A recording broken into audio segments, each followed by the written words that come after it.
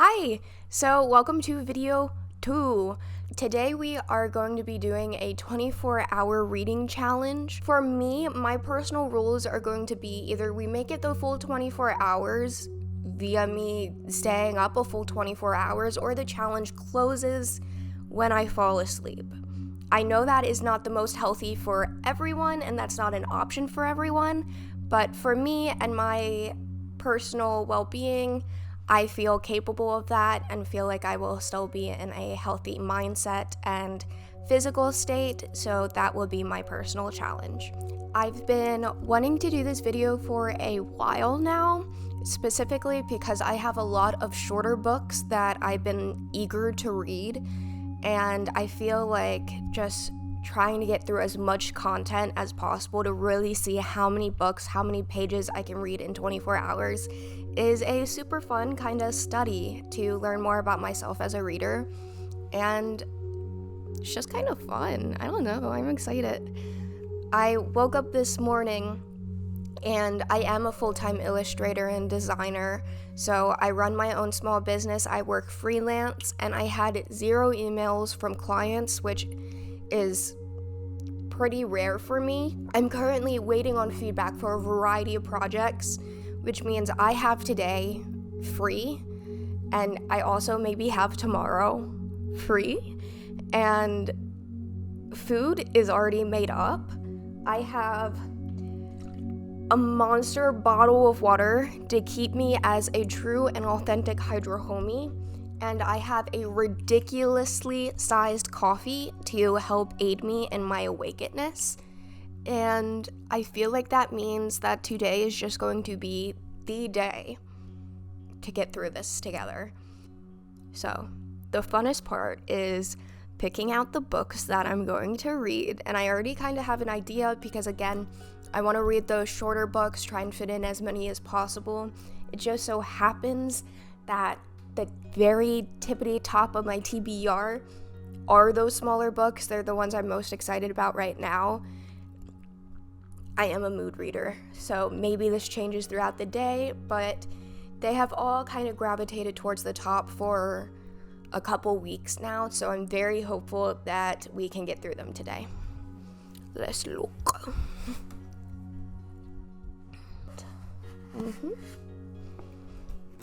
Let's grab this one.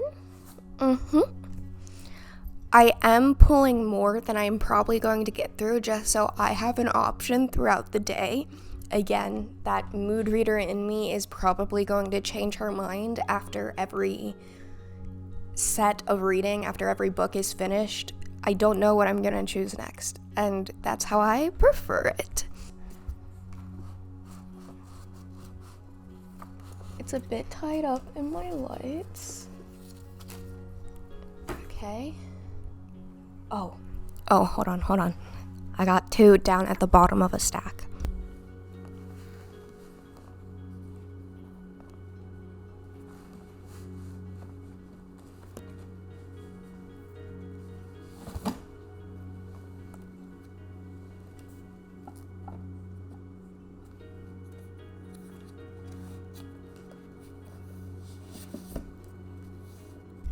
Okay, let's review some of the ones that I've pulled out.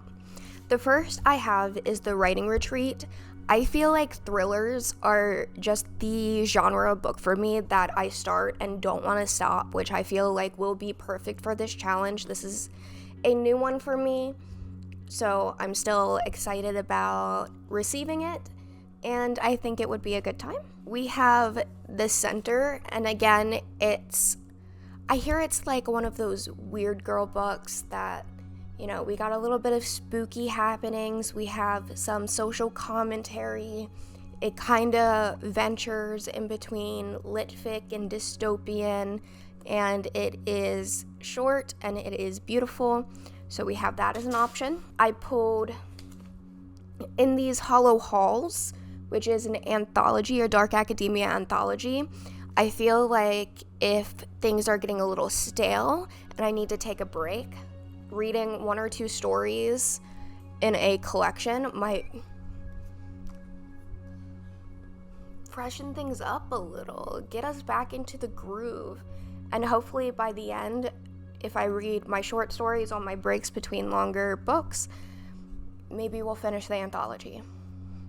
I have Bride. This is a little bit of a longer one, so I don't know if I'll end up picking it as one of my reads, but I feel like sitting at 396 pages, it may be possible to get through if I do decide to prioritize it. It is a romance, which is maybe second to thrillers on that list of genres that I just eat my way through, just devour the content. So we'll keep it out. We'll keep it as a possibility. We'll see where we go with this. Next we have What Moves the Dead by T. Kingfisher. This one is, I would argue it's a novella. This one's a itty bitty one. We're looking at 165 pages after the author note. So it is definitely a shorter read. I could definitely get through this and a few others. Similarly, we have Camilla, which, while I expect to be a little bit denser language-wise, it is very short. There are a lot of page breaks, and there also happens to be illustrations in this edition. So it's even shorter than what it seems, and it already seems very thin. So I'm hopeful that I can get through that one. I also have Your Name, or Y4-N, which is a rather short one. We're looking at approximately 206 pages, but if you actually open up the book, the margins are quite wide, so I feel like it's going to feel even quicker paced than a normal 200-page read. And then lastly, I have pulled, of course, Emily Wilde's Encyclopedia of Fairies, because it is number one on my TBR right now. I am just so stoked to get to this, and I hope that I do, because I feel like it is going to be a potential favorite. So, in just physical books, we pulled 8 options, and then I also have my Kindle app on my e-reader, on my phone, on my iPad, so when I get cozy up in bed tonight, I could still potentially be burning through a couple pages. I have a few stories on there that I can introduce as I get to them. I use an app called Libby, which connects to your library card and your local library's ebook collections so that you can support your local library, support the authors by engaging with them via the library, but it's a more financially stable option for those who may need that. And I am definitely someone who needs that sometimes. So I'm very lucky to live in a place that has a very wide selection of ebooks, and I have a few pulled via that Libby app. One of them is considered a skip the line read, which means I drew that 4-leaf clover and I got to skip ahead in the hold list and receive a book early. In exchange, I only get 7 days with it versus the usual rental of 21 days. So I may have to read a little bit of that just so I can get through it before I have to return it. But we'll see. We'll see. Okay. Let's get started. It is exactly 3:30. Okay, that's a lie. It is exactly 3:24 p.m. So we'll start the clock at 3:30. In the meantime, I will go find a cozy reading place, grab some pillows, grab some blankies, get the camera set up to catch all of those live reacts, and at 3:30 we will begin our timer.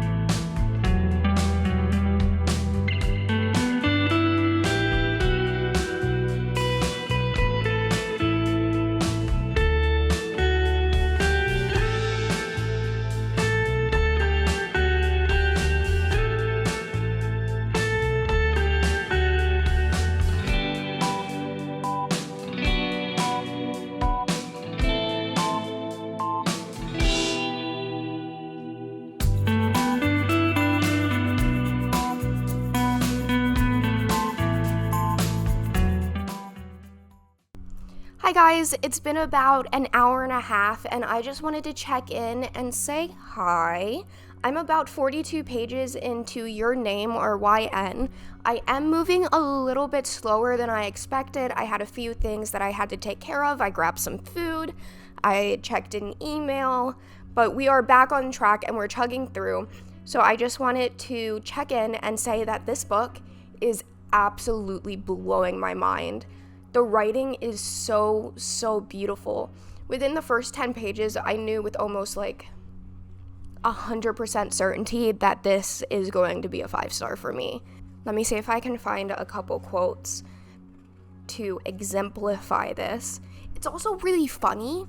I'm surprised by how humorous this is and how poignant it is.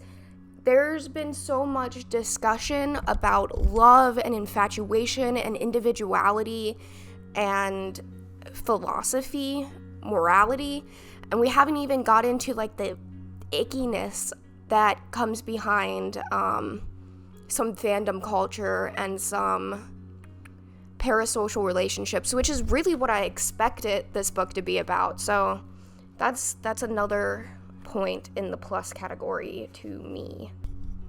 Here's one of the first lines that really made me laugh. What I mean is, you don't do anything with what you read. What about teaching? You could be shaping young minds. How? I can't even shape my own. I just thought that was so clever. Let's see.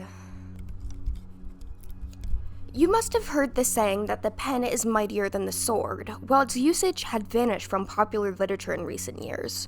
What has taken its place is the comparison of the pen to a gun.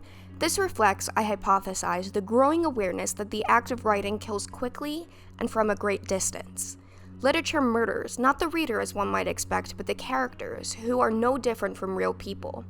Behind every character is a person out in the world whose sanctity is violated in the process of literary transfiguration. Every black letter on a white page is a bullet. She must have assumed I meant to ask, what do you do?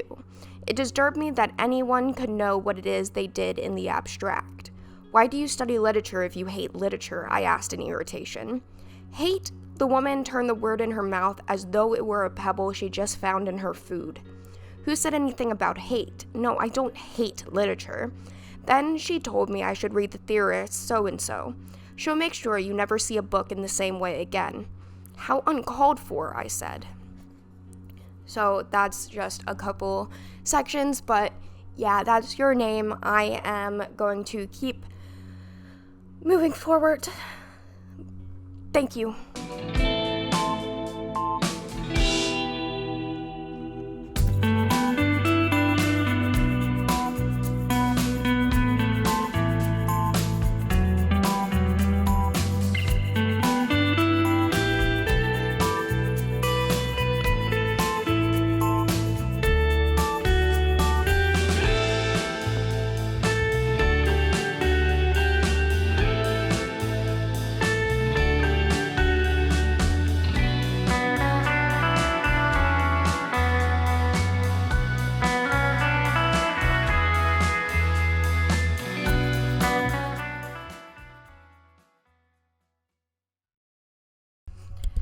Okay, well, it is now officially 9 o'clock. That means we have been going for 5.5 hours, which is an incredibly long time to just get through 200 pages for me at my reading speed. But what we may have lost in this challenge as far as quantity, we have certainly made up for in quality.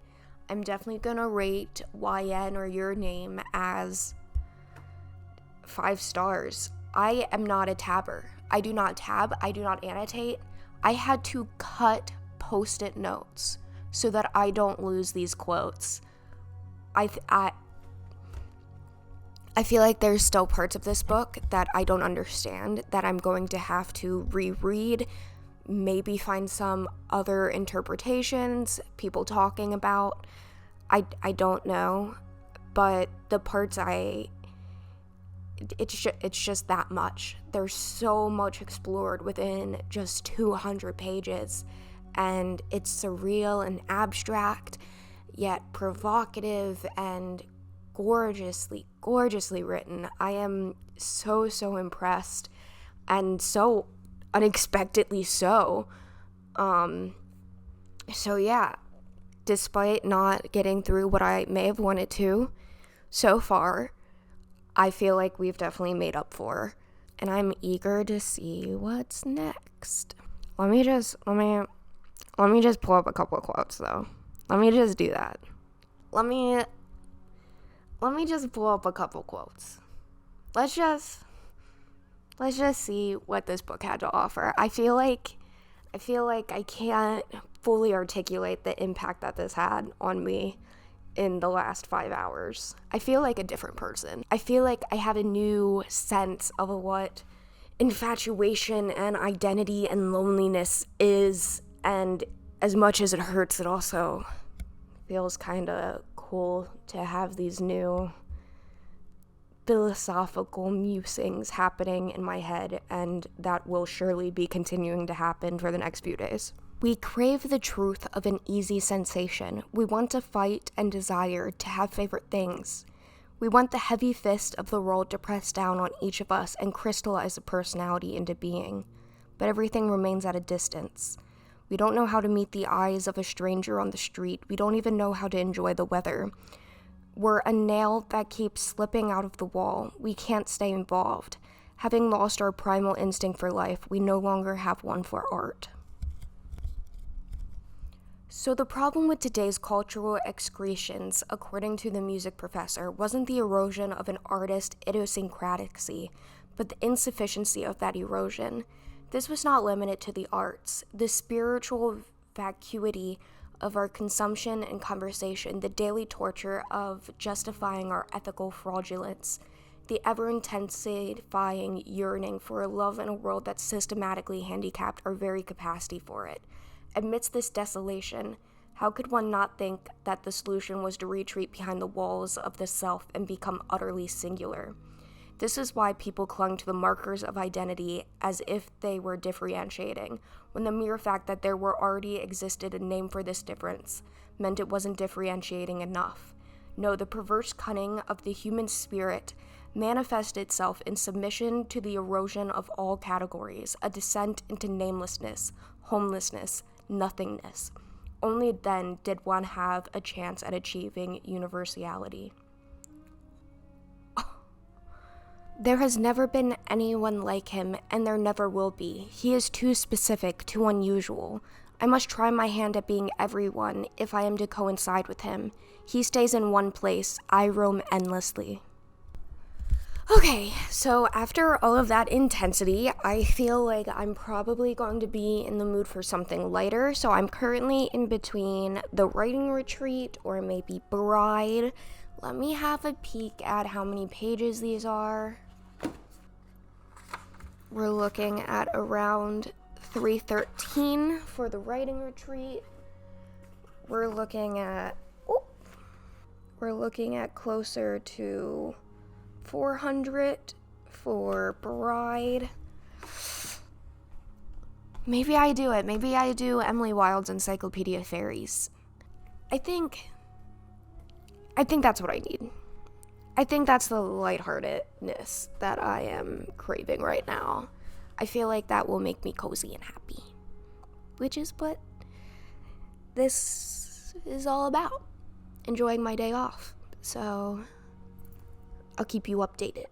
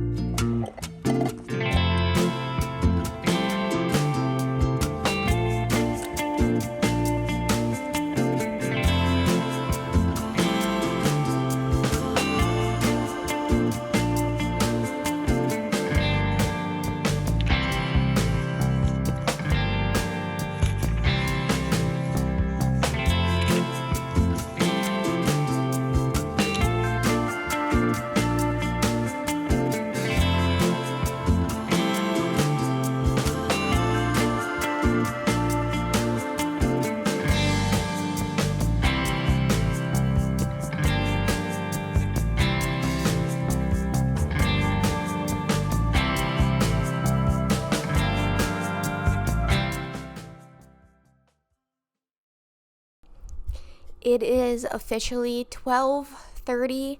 We're past witching hour, so although I am on page 80 of the ever delightful Emily Wilde's Encyclopedia of Fairies, I feel like it's time to get a little spoopy, get a little horror, get a little scary. Yeah. So I have options. I have Camilla. I have T. Kingfisher, What Moves the Dead. This is probably the spookiest option, but also moody enough to work. I could start things off with at least one of the stories in these haunted halls, and then slip back into Emily Wilde because I am having a great time with that. So, what shall I do? Oh, it's also PJ time. That's an important check-in as well. Is that we went from day clothes to nighty-night clothes, and we can start getting ready for bed.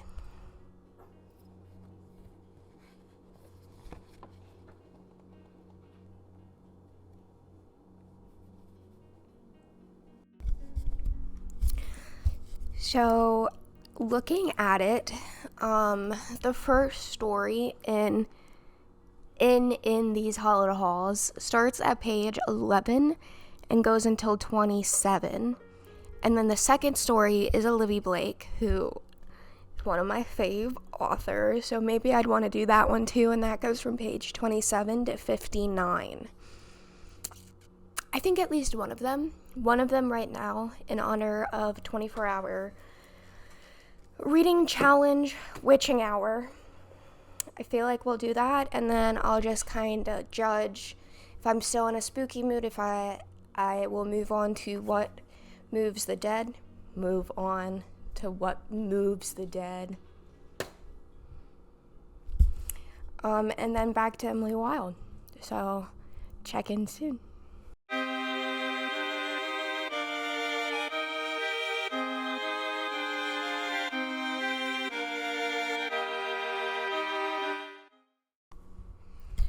Okay, well, it's officially 2 o'clock. My eyes are definitely starting to get a little sleepy, so we'll see how long I can make it. I don't know if we're doing the full 24 hours. I'm gonna keep it funky fresh with y'all. I don't know. But what I do know is that we read the first 2 stories in these hallowed halls in very spooky red lighting. And the first story was called 1,000 Ships by Kate Weinberg. And I'd probably give it like a 3 out of 5. I don't think it's going to stick with me, but it was by no means a bad story. I'd say it's middle of the road. It's average. But I found out at the end that it was tied to one of her feature-length books, and it was definitely interesting enough to make me want to pick that one up. So in that way, I say it was an effective short story. Maybe it's more accurate to give it a 4. I don't know. And then the next short story was by Miss Olivia Blake, who is one of, I don't know if I would say she's one of my favorite authors. I might have said that last video. But she did write one of my favorite books of last year called Alone with You in the Ether. I wasn't as impressed with the Atlas 6, so I am pleasantly surprised to say she pulled this one off. For a short story, I'd probably give it a 5 out of 5. It was quippy. It was decently paced. It had an interesting theme about AI intelligence and about a little bit about mental health, about psychiatry, and yet it was decent world building. I feel like I was completely enthralled with this setting that she created. It's a dark academia anthology, so it was an academic setting, but it was kind of like a cultish kind of I don't know. It was kind of like a cult around an AI entity, and I found that incredibly interesting. So there we go. 2 short stories done in these hollowed halls. So we finished YN. Cool. 1 whole book. We're 80 pages into Emily Wilde's Encyclopedia of Fairies, and now we're about 59 pages into In These Hollowed Halls. So it's not where I wanted to be after 10 hours, but I'd say it's not bad. And more importantly, I'm having a great time. So I will check in again. Probably not soon. I'm already decked out in my PJs. I might cuddle up in bed and check in, not with the mic and in my video setting. Maybe I'll just give you a quick shout out from bed if I reach a interesting point in one of the books, or if I do decide to take a break / call it quits, because I do know that if I do fall asleep, I am probably not waking up until very close to our 3 o'clock deadline. So yeah, happy 2 a.m. guys.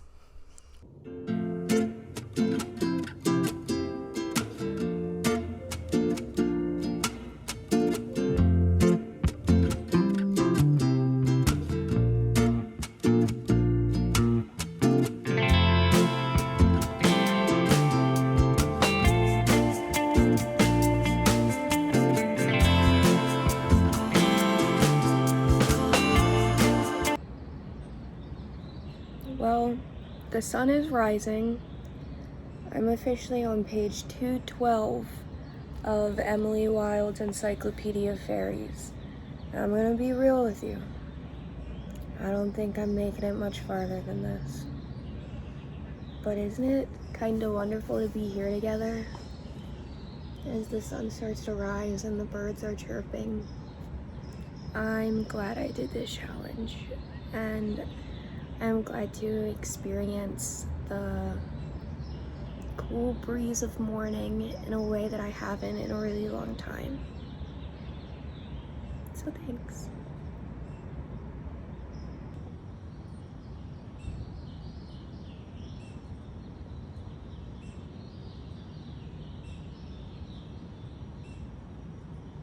As predicted, after sunrise, I did fall asleep, but it is exactly 1:33 p.m., which means we have 2 hours to get as many pages in as possible. And I ended on page 256 of Emily Wilde, so I think it's likely that we might be able to finish this one. Fingers crossed, as long as we hurry up. So even though I am going to stay exquisitely in yesterday's pajamas and also stylishly in yesterday's makeup, because I didn't get a chance to wash my face before falling asleep, let's just do it. Let's get to it.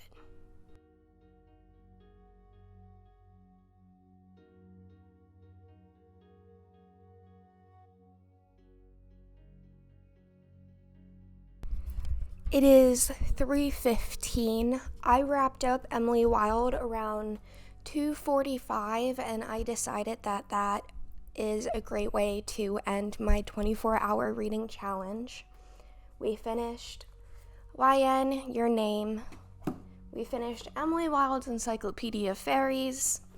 And we finished 2 short stories out of In These Hollowed Halls, a dark academia anthology. Altogether, that makes 581 pages. Not as much as I expected, but considering how much fun I had along the way, I'm gonna take it. And who's to say? Maybe we do this again sometime. I think one thing to keep in mind is that I often read on my Kindle, and this time I read all physical books. So maybe reading on my Kindle app, I can go a bit faster. Maybe that's a fun experiment to try for next time. But as quantity aside, quality was all there.